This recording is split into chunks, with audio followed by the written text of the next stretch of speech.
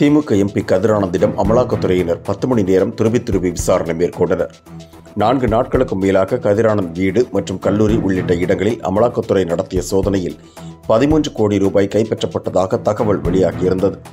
இது தொடர்பாக நேற்று சென்னை அமலாக்கத்துறை அலுவலகத்தில் கதிரானந்த் ஆஜராகி விளக்கம் அளித்தார்.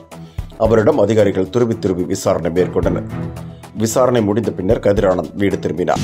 கோமியம் மனிதர்கள் பயன்படுத்த உகந்தது என ஐஐடி இயக்குநர் காமகோடியும் பாஜக தலைவர்களும் அரசிடம் சான்றிதழ் பெற்றுவிட்டு பேச வேண்டும் என செல்வ பெருந்தகை தெரிவித்துள்ளார். அவ்வாறு அவர்களால் சான்றிதழ் வழங்க முடியுமா என்றும் அவர் கேள்வி எழுப்பியுள்ளார். கோமியம் மருத்துவ குணம் நிறைந்தது என்று சென்னை ஐஐடி இயக்குநர் காமகோடி கூறியிருப்பது அவரது அறியாமையை காட்டுவதாக செல்வ பெருந்தகை விமர்சித்துள்ளார். பாஜகவினர் தேவையற்ற விவாதங்களை தவிர்க்க வேண்டும் என்றும் அவர் கேட்டுக் கொண்டுள்ளார். பிரதமர் நரேந்திர மோடிக்கு நெருக்கமான தொழிலதிபர்கள் மட்டுமே பாஜக ஆட்சியில் பலனடைந்து வளர்ந்துள்ளதாக காங்கிரஸ் மக்களவை எதிர்க்கட்சித் தலைவர் ராகுல் காந்தி குற்றம் சாட்டியுள்ளார். மோடி ஆட்சியில் மத்திய அரசின் அனைத்து துறைகளும் நலிவடைந்து விட்டதாக அவர் குற்றம் சாட்டியுள்ளார். மக்கள் சிந்தும் வியர்வையால் தான் இந்திய பொருளாதாரமே ஓடிக்கொண்டிருக்கிறது என்றும் அதற்கான எந்த பலனையும் மக்கள் அடையவில்லை என்றும் அவர் தெரிவித்துள்ளார். என்றும் உங்களுடன் மை இந்தியா முக்கிய செய்திகளை உடனுக்குடன் தெரிந்து கொள்ள சப்ஸ்கிரைப் பண்ணுங்க, பெல் பட்டனை பிரஸ் பண்ணுங்க. என்றும் உங்களுடன் மை இந்தியா.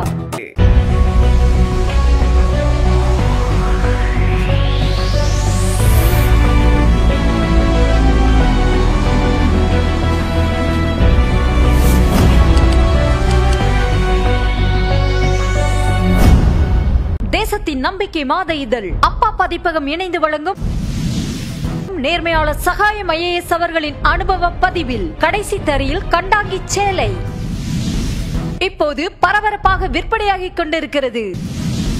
புத்தகத்திற்கு உடனே அழையுங்கள் 701002 9823 9315077173 மற்றும் 8925917667.